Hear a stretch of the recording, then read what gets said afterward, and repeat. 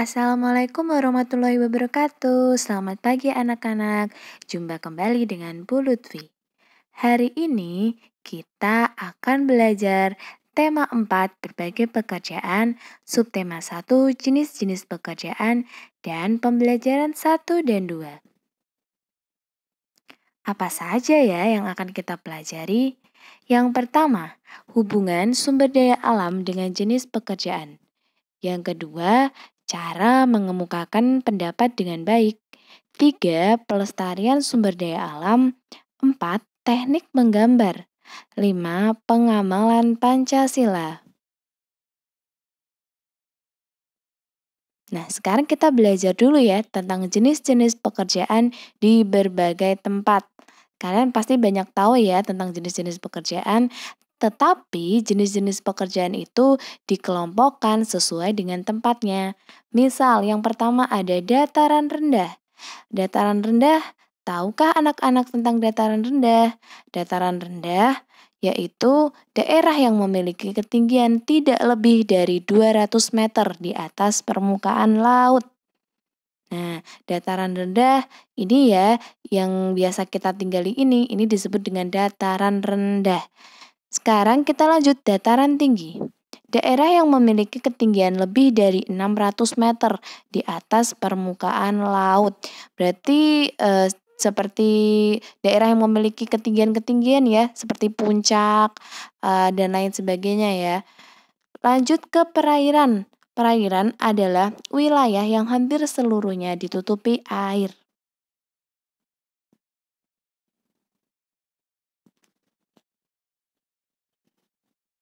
Kita lanjut dataran rendah, ada pedesaan, ada pula perkotaan. Nah, di pedesaan, kegiatan ekonomi masyarakat pedesaan adalah bertani dan berkebun. Pasti kalian tahu ya, melihat daerah sekitar kalian di pedesaan ada yang bercocok tanam, ada yang bertani dan lain sebagainya. Oke, lanjut ke perkotaan. Kegiatan ekonomi masyarakat perkotaan umumnya bekerja sebagai karyawan. Jadi, anak-anak pasti sering melihat ya karyawan-karyawan yang pulang dari kantor atau pegawai-pegawai pabrik. Nah, itu adalah pekerjaan-pekerjaan yang tinggal di daerah dataran rendah. Kemudian ada dataran tinggi. Dataran tinggi memiliki udara yang sejuk dan memiliki ketersediaan pakan yang melimpah, sehingga cocok sebagai lahan peternakan dan perkebunan sayur. Artinya, artinya anak-anak bisa mengira-ngira ya, pekerjaan apa yang cocok dengan dataran tinggi? Ya, ada peternak sapi, ada petani sayuran, petani teh, petani kopi, pokoknya tanaman-tanaman yang sekiranya bisa tumbuh di dataran tinggi sehingga berpotensi untuk warga di sekitar itu menjadi petani dari tanaman tersebut ya. Jadi diingat-ingat, oh di pegunungan banyak teh-teh, oh berarti karyawan, bukan karyawan ya, warga di sana bekerjanya sebagai petani teh. Nah, ada pula yang bekerja sebagai petani stroberi dan lain sebagainya. Masih banyak lainnya, peternak sapi perah, ya itu juga termasuk berada di dataran tinggi. Oke, kita lanjut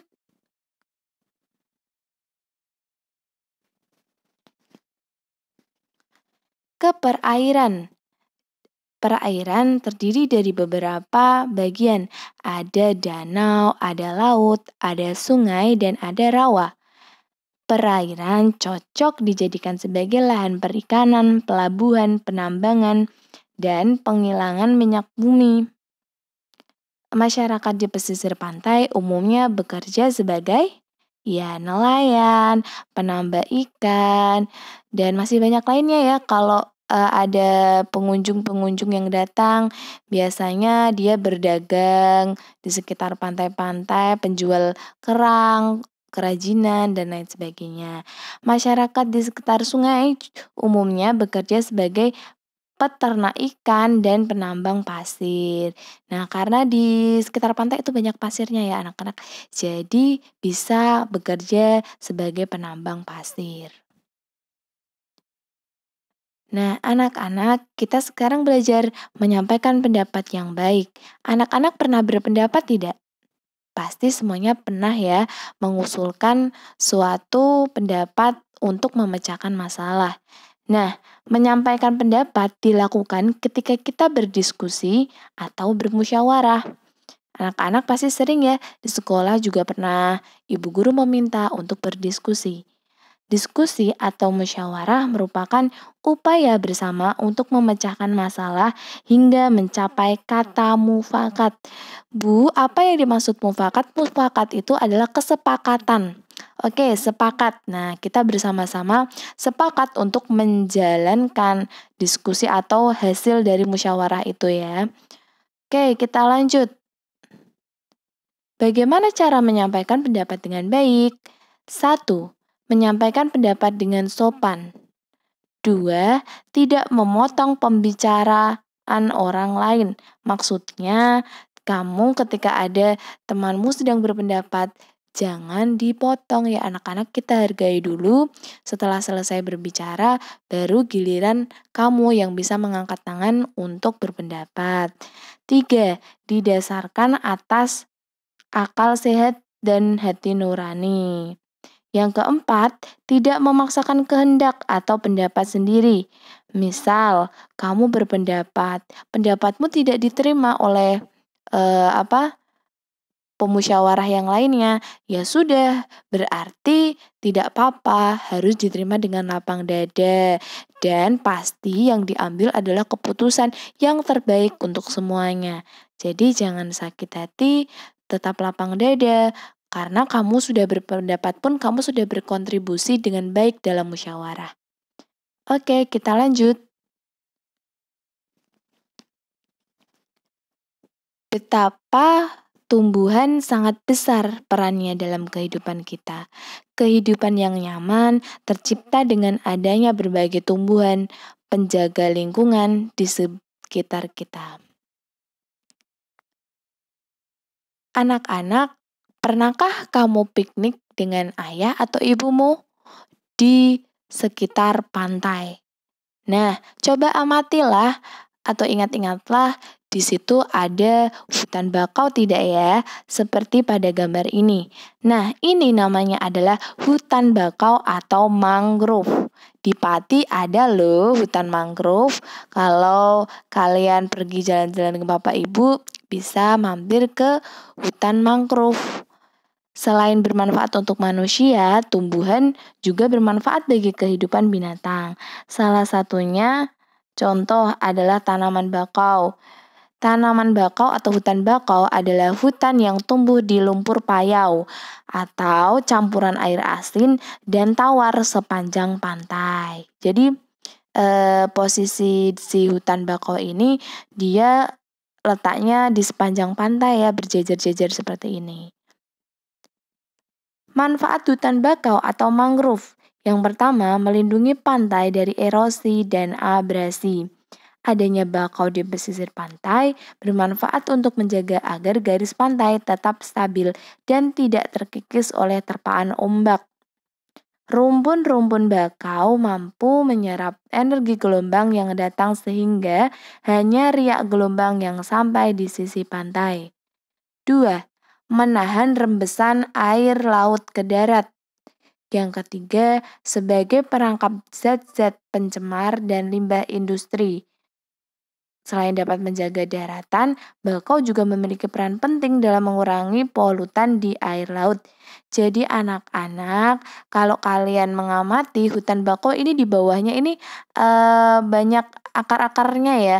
Nah, akar-akar di bawahnya inilah yang berfungsi untuk memerangkap zat-zat pencemar atau limbah industri. Nah, sehingga kan sampahnya terperangkap nih di bawah bagian tanaman bakau. Nah, itu nanti lebih mudah membersihkannya sehingga airnya terhindar dari polutan atau bersih ya jadinya ya. Nah, Selanjutnya, menciptakan udara pesisir yang bersih dan segar. Tahu kan fungsinya tanaman hijau? Pasti untuk menyerap karbon dioksida dan melepaskan oksigen ke lingkungan. Dengan demikian, udara di sekitar pantai tetap bersih dan yang kamu rasakan adalah kesegarannya. Yang kelima, menjadi habitat alami bagi biota darat dan laut. Kelestarian hewan laut dan darat seperti udang, kepiting, berbagai jenis ikan, burung, monyet, serta biawak terjaga dengan adanya hutan bakau di pesisir pantai. Nah, jadi terkadang ikan-ikan kecil ini berlindung di bawah hutan bakau. Jadi mereka menganggap itu seperti habitat untuk mereka atau tempat tinggal untuk mereka berlindung. Yang keenam, mengurangi dampak bencana akibat gelombang laut seperti badai dan gelombang pasang. Anak-anak, di sini ada tidak yang suka menggambar? Nah, pasti sebagian besar dari kalian suka menggambar. Tapi tahukah kalian kalau menggambar itu sebenarnya ada berbagai macam teknik? Ayo kita pelajari. Yang pertama, menggambar merupakan kegiatan membentuk imajinasi dengan menggunakan berbagai alat dan teknik. Tadi ya yang Bu sampaikan bahwa menggambar itu bisa menggunakan berbagai teknik dan alat yang digunakan bisa berbeda-beda. Teknik menggambar adalah cara yang memudahkan kita untuk membuat sebuah gambar. Ada teknik pointillis, teknik dusel, teknik siluet, teknik arsir, teknik akuarel, teknik plakat, teknik spray, teknik tempera, dan teknik garis. Kita belajar dari yang pertama ya. Teknik pointillis. Nah, di sini ada gambar gajah titik-titik-titik ya anak-anak. Nah, itu adalah teknik pointillis yang digunakan oleh si pelukis. Teknik pointillis adalah cara atau teknik menggambar atau melukis dengan menggunakan titik-titik hingga membentuk suatu objek yang sederhana tetapi cukup menarik. Pointillisme atau titik adalah teknik lukisan di mana tersusun atau terbentuk dari titik kecil, titik yang berbeda dari warna, diterapkan dalam pola untuk membentuk sebuah gambar. Misalnya mau bikin pola gajah, pola bunga, terus habis itu kita titik-titik ya gambar itu dengan atau sampai rapi ya. Nah, biasanya juga menggunakan kertas yang disobek-sobek di titik-titik ya. Pakai pensil atau pakai pulpen, nah itu bisa.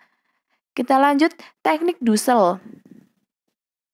Teknik dusel adalah teknik menggambar dengan cara menggosok sehingga menimbulkan kesan gelap terang atau tebal tipis. Alat yang bisa digunakan antara lain pensil, krayon, dan konte. Ini ya, jadi gambarnya seperti digosok-gosok sehingga kayak timbul kesan gelap terang. Kalian pasti bisa. Lanjut, teknik siluet. Nah, ini yang biasanya banyak dijual atau dipasarkan oleh para pelukis ya. Teknik siluet adalah teknik menutup objek gambar dengan menggunakan satu warna sehingga menimbulkan kesan blok. Ini blok ya, bukan balok. Nah, ini ya seperti ini. Kalau kalian tahu kan kalian ngeblok gambar. Nah, yang lain diblok biar gelap dan satu gambar itu terlihat. Nah, ini yang hitam ya. Biasanya siluet ini ngeblok seperti ini, warnanya gelap. Nah, satu warna biasanya, entah hitam, entah kuning semua, entah merah semua. Nah, ini teknik ngeblok ya anak-anak ya. Biasanya itu kalau dijual di pelukis-pelukis itu wajah yang digambar gelap. Nah, itu namanya teknik siluet. Teknik arsir. Apa itu? Teknik yang dibuat dengan cara menggoreskan pensil, spidol, tinta, atau alat lain berupa garis-garis yang berulang. Jadi menggambarnya pakai garis yang berulang ya, sehingga membuat kesan gelap terang atau gradasi. Nah, betul namanya gradasi atau kesan dimensi, 3 dimensi ya. Biasanya seperti seolah-olah gambar itu benar-benar 3 dimensi. Teknik akuarel. Teknik akuarel melukis menggunakan cat air dengan sapuan warna yang tipis, sehingga lukisan yang dihasilkan bernuansa transparan. Seperti gambar ini ya, jadi dia pakai cat air, lebih ke teknik menggunakan air ya, tapi tipis saja sapuannya. Oke, kalau teknik plakat kebalikan dari teknik akuarel, kalau melukis dengan teknik plakat menggunakan cat warna tebal dengan sapuan tebal dan komposisi cat yang kental. Kalau akuarel tadi tipis, kebalikan dari plakat. Kalau plakat menggunakan cat yang warnanya tebal, jadi sapuannya pun juga tebal. Lanjut, teknik spray. Bukan key spray ya. Oke, tapi sama-sama disemprot kok. Kalau teknik spray, teknik lukisan ini dilakukan dengan cara menyemprotkan cat pada gambar atau lukisan. Cara melukis dengan teknik ini menggunakan bahan cair yang kemudian ditempatkan lalu disemprotkan dengan alat sprayer. Nah, ini tahu pilox ya anak-anak. Nah, biasanya seorang pelukis yang sudah handal, dia menggunakan pilox ini untuk menggambar seperti pada gambar ini. Teknik tempera. Teknik melukis dengan cara mencampurkan kuning telur ke dalam cat sebagai bahan perekat. Jadi sudah ada catnya, tinggal ditambahi telur supaya gambarnya terlihat pekat ya. Ada kayak terlihat merekat sekali gitu loh, Dek. Jadi fungsi telur ini sangat bagus untuk lukisan. Ternyata telur juga bisa ya untuk melukis. Teknik garis. Teknik garis adalah teknik yang dilakukan dengan cara menggambar suatu objek dari sebuah garis. Garis lengkung maupun lurus. Hasil gambar ini menjadi seperti rusuk-rusuk yang tertata jika semua garis lurus. Nah, seperti ini ya anak-anak ya. Nah, setelah kita belajar menggambar, kita belajar pengamalan Pancasila dalam kehidupan sehari-hari. Ini ada gambar Pancasila ya anak-anak. Pancasila.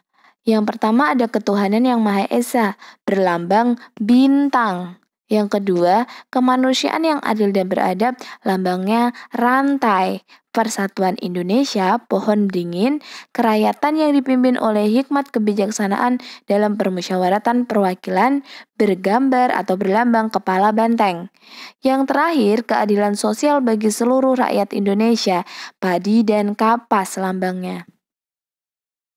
Nah, sekarang kita belajar sila pertama Pancasila adalah ketuhanan yang Maha Esa. Sila yang pertama ini memiliki makna. 1. Percaya adanya Tuhan sehingga setiap warga negara rela untuk diatur. Yang kedua, setiap orang dibebaskan memeluk agama masing-masing, maka setiap orang bertanggung jawab untuk taat dengan aturan agamanya. Yang ketiga, semua yang Tuhan berikan kepada kita harus dijaga. Yang keempat, toleransi antara umat beragama dan sesama umat beragama. Intinya, kalau sila pertama itu pasti mengenai ketuhanan, mengenai keagamaan. Nah, itu ya.